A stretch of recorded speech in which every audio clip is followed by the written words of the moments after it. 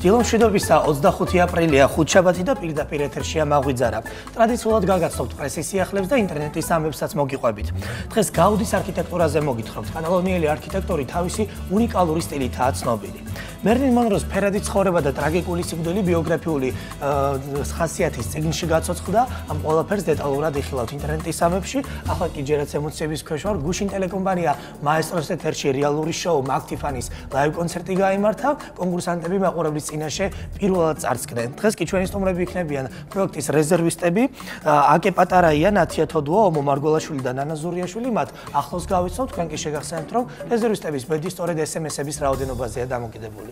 დილომშვიდობისა ყველას, ვინც მაღვიძარასთან ერთად იღვიძებთ, დაიწყეთ ჩვენთან ერთად დილა, ხალისიანად და რა თქმა უნდა, ამაზე ჩვენ ვიზრუნებთ. მოაგზავნებთ ჩემ კვირაულს და დღეს ჩემ სიუჟეტში ნახავთ, როგორ კეთდება თექა და როგორ ცადა მეც გამეკეთებინა თექა. მე მგონი გავაფუჭე, მაგრამ არა უშავს. სიუჟეტის შემდეგი შემოგვიერთდება დიზაინერი ნანუკა ჭხეიძე. დილამშვიდობისა ვაგზელებთ ჩემ თემას ექსტრემალური პროფესიები. დღეს დაცვის პოლიციაზე ვისაუბრებთ. ეს პროფესია მუდამ მზადყოფნას მოითხოვს, იმიტომ რომ განგაში დროს არ იციან თუ რა დახდება დანიშნულების ადგილას, ასე რომ ამ პროფესიაშიც საკმაოდ რისკიანი და გამბედავი ადამიანები მუშაობენ. დარჩი ჩვენთან გვიყურეთ, დღეს ბევრი საინტერესო რამ გელოდებათ მაღვიძარას ეთერში. მეც მოგესალმებით, ტრადიციულად 11 საათამდე მაღვიძარა თქვენთან ერთად იქნება და არაერთ საინტერესო თემაზე ვისაუბრებთ. დღეს ტოპ-სერიაში ჩემი სტუმარი იქნება მხატვარი ანტონ ბალანჩევაძე. 28 აპრილს მისი პერსონალური გამოფენა გაიხსნება.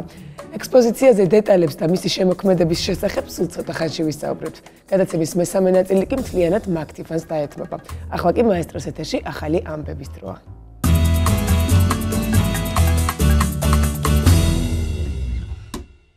მაღვიძარა პირდაპირ ეთერშია, იმედი მაქვს ჩვენთან ერთად იწყებთ დილას. დარჩით 11 საათამდე მაღვიძარასთან ერთად ჩვენ ნამდვილად საინტერესო გადაცემა მოგიმზადეთ. მე კი შეგახსენებთ, რომ გუშინ ლაივ კონცერტი გაიმართა, პირველად წარსდგნენ კონკურსანტები მაყურებლის წინაშე, მაგთიფანზეა საუბარი და გადაცემის მესამე ნაწილში სწორედ მაგთიფანის რეზერვისტები გვეყოლებიან სტუმრად. მე კი ვაგზელებ საუბარს ექსტრემალურ პროფესიებზე. რამდენიმე საათი გავატარე დაცვის პოლიციაში, ძალიან მინდოდა გავყოლოდი გამოძახებაზე. მაგრამ არაო, არ შეიძლებაო, იმიტომ რომ გამოძახების დროს არ ვიცით თუ რა დაგხვდება დანიშნულების ადგილას. შეიძლება იყოს ძარცვა, შეიძლება იყოს ყაჩაღობა. ხო, უფრო მძიმე შემთხვევებიც ხდება, ძალიან იშვიათად. მაგალითად შეიძლება რესტორანში მიხვიდე და მთვრალი მამაკაცების ჩხუბი დაგხვდეს, რომელთა დაშიშმინება ძალიან რთული საქმეა. რა თქმა უნდა, ამ პროფესიაშიც არის რისკი, ადრენალინი და რა თქმა უნდა, ექსტრიმი.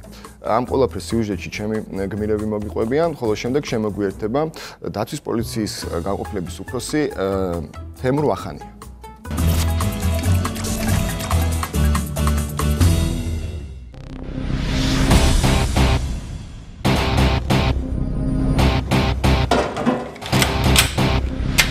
ექსტრემალურ კვირეულს ვაკეთებ, გადავიღე მეხანძრები, მაშულების, სასწრაფო დახმარების ექიმები. აი თქვენი პროფესია რამდენად ექსტრემალურია, რომ მოგიყვეთ და თქვენ როგორ მოვდით ამ სფეროში? მე ამ სფეროში 2003 წლიდან კონკრეტულად დაცვის პოლიციის დეპარტამენტში უშუალო ოპერატიული რეაგირების განყოფილებაში ვარ. ექსტრემალური იმითია, რომ ყველა განგარზე მაქსიმალურად მობილიზებულები გადიან ბიჭები. არავინ არ იცის, წარმოიდგინე არა აქვს აი იმ განგარზე კონკრეტული ობიექტიდან, საიდანაც განგარში შემოვიდა. ვინ დახვდება იქ, რა სიტუაცია დახვდება, არ არის არავინ დაზღვეული არც ყაჩაღობის, არც ძარცვის და ასე შემდეგ. ფაქტიურად ყოველი განგარში ბიჭებისთვის არის მართლა ექსტრემალი. ელა ბრაგვაძე, 59 წლის, პოლიციის მაიორი. პოზიცია ოპერატიული რეაგირების განყოფილების უფროსი. სამუშაო სტაჟი 21 წელი.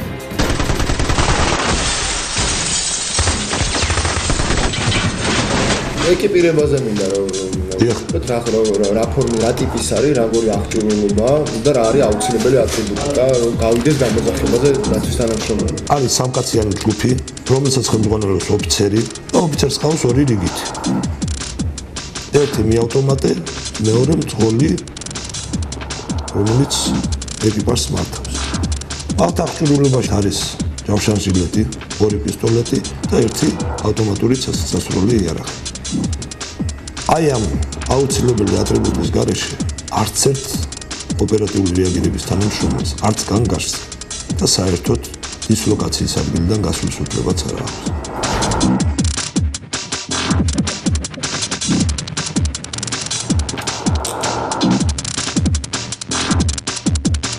ჩვენა გვაქვს შეჩერების უფლება, არა დაკავების. შეჩერების უფლება მანამდე, სანამ კრიმინალური პოლიცია გამოცხადდება ადგილზე პატრულთან ერთად. რა შემთხვევაში აქვს სროლის უფლება დაცვის თანამშრომლებს? სროლის უფლება აქვს მხოლოდ და მხოლოდ იმ შემთხვევაში, როდესაც ხედავს უშუალოდ შეიარაღებულ პიროვნებას, არა აქვს მნიშვნელობა სასულორი იარაღით იქნება თუ ცივი იარაღით, რომელიც საფრთხეს უქმნის გარშემომყოფებს. დიდი ხანია ამ სფეროში მუშაობ და იქნებ გაიხსენოთ რამის შემთხვევა. ციხე გადავიხსენოთ. რაჯო ყოფილა რომ მისულად მასიური ჯგუფი ყოფილა. ჩვენ ვიცით მოქმედებას თუ დახმარება დახმარე ჯგუფს ვიზახებთ და პარალელურად კრიმინალური საპატრულო პოლიციას ვიზახებთ. მაგრამ ისიც უნდა ვთქვათ, რომ თქვენი დანახვაზე ცოტა შოშმინდებიან ხოლმე, ხო? ეშინია რომ დაგვინახავენ, კარგით ბიჭებო, არ არის მივდივარ. სათამაშო ავტომატებში მოხდა ესეთი რაღაცა. ცოლი მეუვარდა ქმარს, ფაქტიურად სანამ ბოლო კაპიკამდე არ გახარჯავდა, იყო პოკერებში და ცოლი მეუვარდა და თმები თითრია, რომ როდემდე გაუნახარჯვეს ფულები და დავაი და გამოდი და გამოეთრეო რა. აი ამდაგვარი კურიოზი გამოძახებაც, იმიტომ რომ მულტიკრები ქონდა ცოლ-ქმარს გამართული და baby, remember? ოპერატიული რეაგირების ეკიპაჟს მივესალმები. როგორ ახართ? ხო ხართ ხმე? ძალიან მნიშვნელობა ზღოლს, იმიტომ რომ ზღოლი პროფესიონალი უნდა იყოს.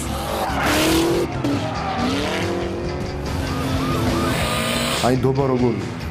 რა თქმა უნდა, როგორც საკუთარ თავს უნდა მოვუწოდეთ, ისე დროულად უნდა მივიდეთ. შენ რადგან პოლიციელი ხარ და აქ წითელზე გაიარე და ყველაფერს მარტა ჩვენ კანონში გვიწერია იმოძრავების რობოტ უმოკლესი გზით ყველანაირი წესების დაცვით.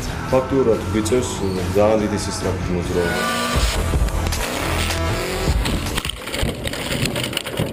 აი ვაკანსია როცა თავისუფალი სიტყვაზე და მოდის ახალგაზრდა.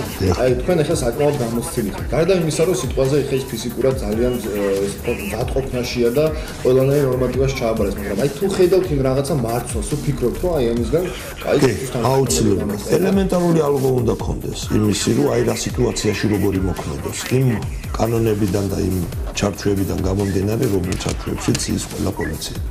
ყველა ჯარისკაცი ოცნებობს გენერლობაზე, ნათქვამია, ხო? და აი ასია რა ჩვენი სამსახურიც ყველა შეიძლება რიგითი იყოს დღეს და ხვალ გაუფიცრდება და ზედ შეიძლება გენერალის გახდეს. ისეთები დიდუბესამი ვარ.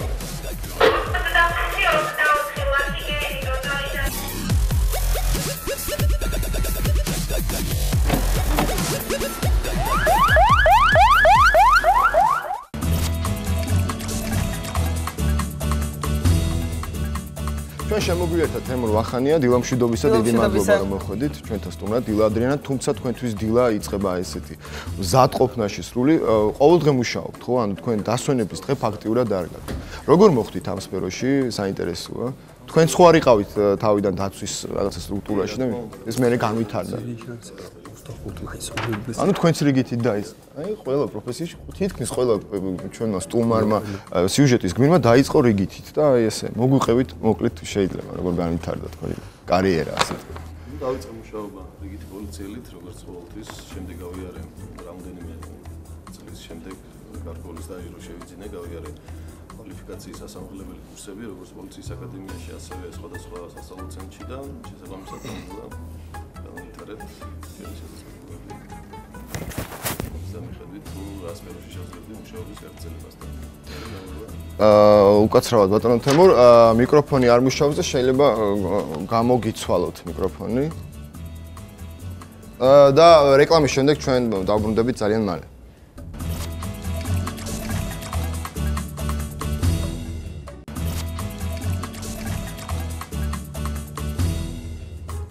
ჩვენ პროფესიაში არსებობს ექსტრემალური მდგომარეობები, უკაცრავად პატარა ტექნიკური ხარვიზი იყო, ჩვენ ვაგრძელებთ საუბარს თემურ ვახანიასთან. მოკლედ როგორ ვითარდებოდა ეს შენი კარიერა? ვითარდებოდა, როგორც მოგახსენეთ, რიგითი პოლიციელიდან, შესაბამისი კურსების გავლის მერე გავხდი ოფიცერი, შემდეგ გავიარე ოფიცრის კურსები და ნელ-ნელა განვითარეთ რაღაც გარკვეული სფერო, სადაც მოვხდი დაცვის პოლიციაში და ვაგრძელებ მუშაობას განყოფილების უფროსად 125-ის, რაც შეეხება, სადაც შედის პუნქტი, ანუ ობიექტების მომსახურება სიგნალიზაციით და ესე შემდეგ და ესე შემდეგ. თემურ, რა არის აუცილებელი, რაც მოითხოვება დაცვის თანამშრომელს? გარდა იმისა, რომ რაღაცა ფიზიკურ მზადყოფნაშიც უნდა იყოს.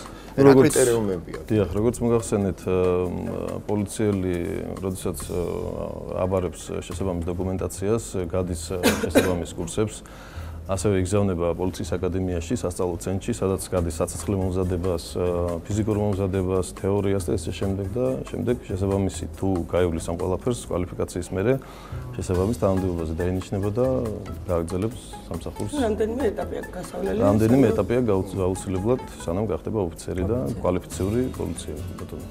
ნუ დღეში დაახლოებით სტატისტიკურად ესე მეტნაკლებად რამდენი განგაში სიგნალი შემოდის ხოლმე და რა ტიპის უფრო? განგაში სიგნალები შემოდის ძალიან ბევრი, მაგრამ რაც შეეხება სხვადასხვა ტიპის, არის ინციდენტები, არის ტექნიკური მიზეზები, გაუფრთხილებლობა და სხვადასხვა მიზეზები, მაგრამ ყველა განგაში არის ძალიან მნიშვნელოვანი და საჭიროებს ოპერატიულ დამუშავებას და რეაგირებას, იმიტომ რომ ობიექტი ჩვენთვის ყველა მნიშვნელოვანია, ის იქნება ჯიხური თუ ბანკი. ანუ ერთნაირად ყველა მნიშვნელოვანია დამკვეთი პატრონე ობიექტის, ანუ დამოკიდებულია ჩვენზე და აქვს ჩვენი იმედი, ასე რომ რეაგირება უნდა იყოს სწრაფი, შესაბამისად. მაინც ხო შემოგახვედან არის მნიშვნელოვანი. მე მოინტერესებს, ანუ რამდენად ძირითადად თუ არის კერძო საკუთრების დაცვა, მაგალითად ამერიკაში და ევროპაში თითქმის ყველა სახლი არის დაზღვეული და მას იცავს დაცვის პოლიცია. საქართველოში რამდენად არის ამის კულტურა, რომ საკუთარი კი, ნელ-ნელა ნდობის ფაქტორი არის ძალიან დიდი. კი, დიდი ხანი არ არის, რამოდენიმე წელია რაც ჩამოყალიბდა, რაც შეეხება 125-ს და პულტი გახდა ცენტრალიზებული. ნდობის ფაქტორი არის ძალიან დიდი, თუნდაც მარტივი სტატისტიკა გვიჩვენებს, რომ თუ ადრე ვიცავდით სიტყვაზე 5000 ობიექტს, ახლა ვიცავ დაახლოებით 10-11000 ობიექტს. ძალიან მარტივად შეიძლება ამის ნახვა და გაგება. და კონტინგენტი რამდენია დასაქმებული 11000 ობიექტს სამუდმიური ადამიანი ჭირდება? კი, საკმაოდ დიდი კონტინგენტი არის, ყველა შერჩეული, ყველა ტრენინგ გავლილი, კურსებ გავლილი და შესაბამისი კვალიფიკაციით მინიჭებული ხალხი არის დაკომპლექტებული.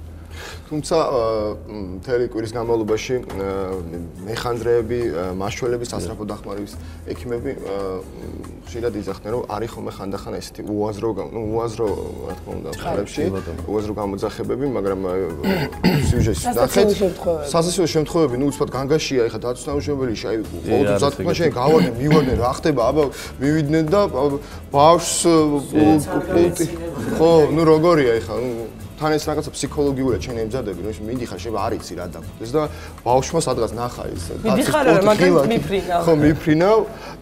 აი რამდენად ესეც ალბათ როგორ არის ეგეთი კურიოზული მომენტები, როგორც მოგახსენეთ, ყველა განგაში არის მნიშვნელოვანი და საჭიროებს ბოლომდე გადამოწმებას თუ რა მოხდა ობიექტზე, ვინაიდან შეიძლება იყოს სხვადასხვა გაუთვალისწინებელი ფაქტები. ამიტომ ესეთი კურიოზებიც იყო, რომ იყო ერთ-ერთი გამოძახება სიტუაციაზე რაღაც სუპერმარკეტიდან, შეყვარებული იყო მოსული მოლარესთან და უხსნიდა სიყვარულს მიართო ყვავილები და შეახსენეს უბრალოდ რომ აქ არ შეიძლება მუშაობს მოლარე და ხელს უშლით და გოგონამ თვითონ დააჭირა სანგაშო ვილაკს და გაიყვანეს ეგრევე, ხო? გაიყვანეს თაყვანისმცემელი. აი ესეთი კურიოზული. აი ესეთი ყვავილების სანაცვლოდ ესეთი ნაბიჯი მიიღო.